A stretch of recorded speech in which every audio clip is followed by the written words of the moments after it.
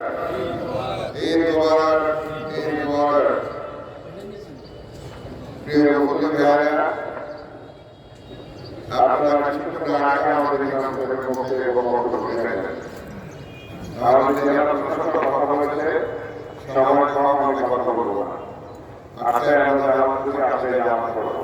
যদি একটা বিষয় যে কোরবানির ফরজও যেন মানুষের প্রতি কোনো কারণ না হয়, আমাদের নিকট পরিষদ থেকে তারই ব্যবস্থা গ্রহণ করা হয়েছে।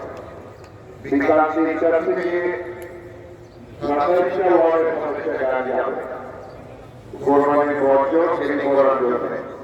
রাত 8টা পর্যন্ত তারা কাজ করবে।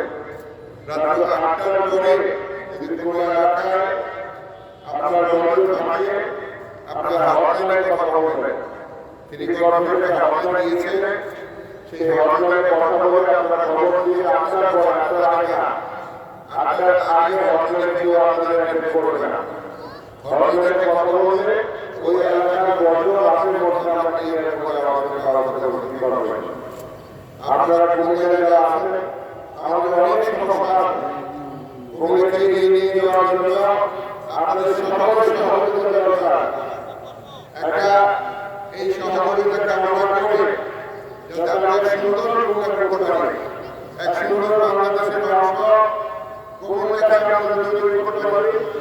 আমরা কুমিল্লা সফল শেষ করে কুমিল্লা